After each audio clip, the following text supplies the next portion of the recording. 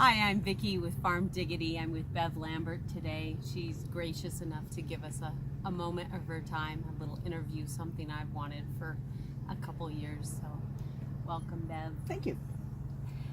Couple questions for you. Like, how did you get started? I had a flock of sheep and a dog in Maine, and once we sold that farm and moved down to Rhode Island, I saw an ad in a magazine for the Northeast Border Collie Association and joined up, and they sent a newsletter, and it had an event that was fairly close to me, so I thought I'd just go see it and try it out. Do you remember some of the people that were there? Yeah, it was being put on by Denise Leonard and Kristen Whittle. Denise is still doing this. Kristen kind of stopped. But it was funny because I met Steve Wetmore there, and he still was like his first event, and he's still dog trialing as well. That was 30 years ago. Yeah.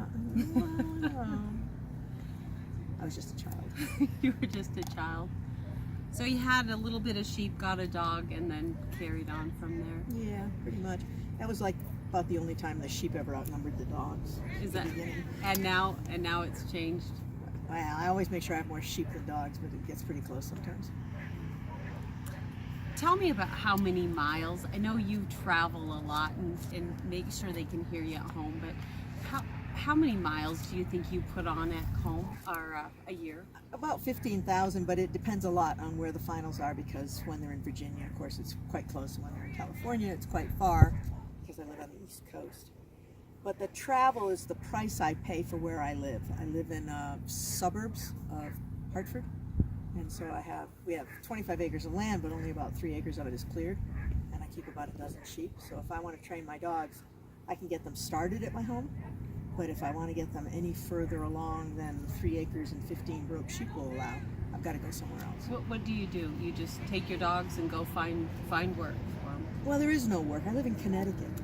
Right. There are 10 dairy farms in Connecticut. That's the entire agriculture of Connecticut. So it's not like I'm going to go to a big sheep farm in Connecticut and work my dogs. And you can't really train your dogs in that kind of a situation anyway. You can't show up at somebody's place, even if they're gracious enough to invite you, and get out of your car with 3 puppies and start laying them onto the sheep. Right. So you got to go to a friend's place if you want to work dogs. Right. And I'm lucky enough to have been doing this for 30 years. And I've made some friends. And so when I come out to an event like this, I bring 1 or 2 young dogs with me, and while I'm on this trip, I will stop. We stopped at somebody's place on the way down to Soldier Hollow for a couple of days, and we've got 2 weeks between this event and the national finals, and I'm going to another friend's place then, and that's when I'm going to get my young dogs out. They're going to learn big outruns, they're going to work on different sheep. And that's the best thing that I get out of this trip. It's not the trials, although that can be helpful for young dogs. Right. But it's the working babies. You're going to be on the road a month and a half? Yeah. By the time you get home? Yes, they won't even be babies anymore. They'll be adolescents by the time I get home. That's a long time on the road. A lot of miles. But it's my dahlias and my tomatoes. Tell me, in the sport, what worries you about the sport? Well, it's pretty evident to all of us what the problem is, especially as we sit here at Meeker, where we had 300 entries and 130 dogs got to run. Yeah, I'm on the waiting list. Number 3rd, I'm not in. Yeah. More and more people are coming into the sport, and we're not having more and more trials to fill in for all those extra dogs that are coming in. As a matter of fact, if anything, it's going the other way. We've lost, especially in the West, we've lost an enormous number of trials, and it was folks that raised sheep that had these events because they were actually interested in looking at working dogs for their work, which we hardly ever see anymore. Now it's almost entirely a sport and not a kind of lifestyle kind of work. And nothing has come in to fill in that void. And the void's only getting bigger as the entries get bigger. People need to step up. How can they, if they don't have a place, how can they step up? Like if they don't have sheep and they don't have a place, what could they do? Well, I don't have sheep and I don't have a place. We put on little clinics and get-togethers at my place once in a while, but I put on a dog trial at Amanda Milliken's place. So you can, yeah. And didn't you say that there Heather was... Nadelman and Sally Malloy are like my heroes in this.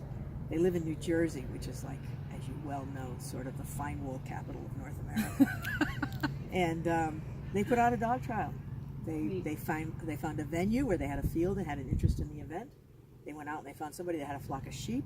They organized a group of volunteers, and they put on a dog trial. So it's possible, And isn't it? It is possible for anybody to do. So we encourage everybody at home that's Put watching, on a dog trial. Put on a dog trial, even if it's a little one like Yeah. we do with a potluck or whatever. And those are important kinds of dog trials to have, because those are the trials where you get to go up the field if your dog doesn't find yeah, the sheep. right.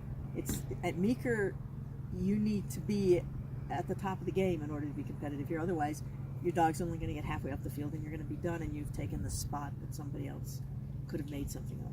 This isn't the place to come to start out. But after you've been to a bunch of these small trials that Vicki and I are going to put on, then you come to Meeker and you're ready for the big time. Excellent. Bev, why are you good at this sport? Sense of humor. You are good at this. Yeah, I asked you that did why are you say good at that. this? You said, am I good at this? Yeah, I'm Yes, good at this. absolutely. Why are you Well, good at it?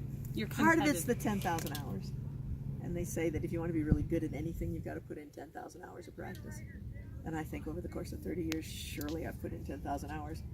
It's 10 years and you're still a baby at it. When people have done it 10 years, they can still be a baby at this. You could It be is really you could hard. be you could be a doctor by then. It is really hard. And I'll tell you my doctor's story. We put on a dog trial in Rhode Island, and we had prizes in the Pro Novice. We actually had cash prizes in the Pro Novice. I think first place paid $30, $20 for second. And this neurosurgeon won to $20. And he came up to me and he said, "This is so exciting." So I've been doing this for longer than I went to medical school to become a brain surgeon. And this is the first money I have ever won.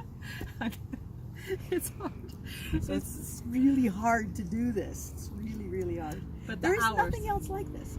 There is nothing where you train one species of animal to do something to another species of animal. There's nothing. The closest thing is maybe bird dogs, and you're asking them to do something that is totally instinctive and fairly straightforward. Right. This is.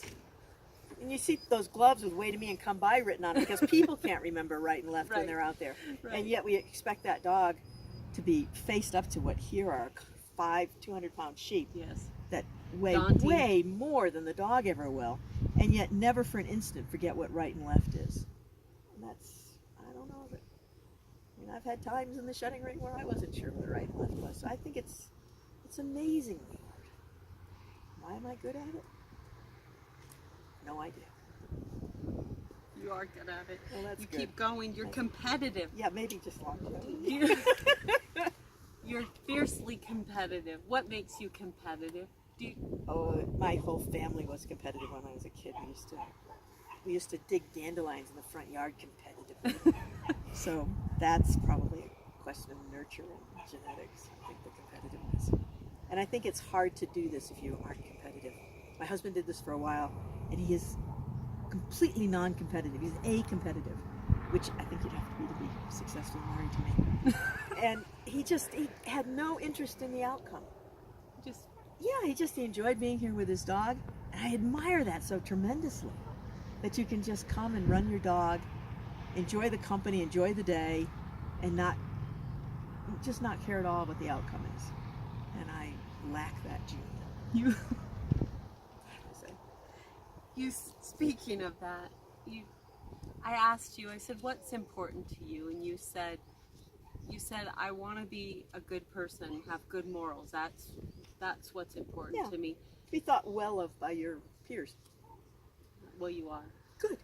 And you said that you want to find a new kind of balance with being disappointed or being. There is a lot of disappointment in this. We've got 132 dogs running here. Only one of them's going to win. So that's 132 disappointed dogs. I'm not sure they really care. But certainly it's 70 or 80 disappointed handlers. And so if you can't enjoy the trip without winning, you're not going to have a very good trip. So I'm trying to concentrate more on the journey and less on the destination, which is, I figure as you go through life, you've got to have some goals. And so improving my character is my current one. That's going to be my mantra now. I was singing it all through Soldier Hollow. Remember the journey. It was quite long. It was like 3,500 miles was the journey. It's a good journey. Yeah, it's a isn't good it? journey. Yeah, yeah. Thank you for taking the time to meet with me. You're welcome. It's Farm Diggity, and it is a good life. Thanks for watching.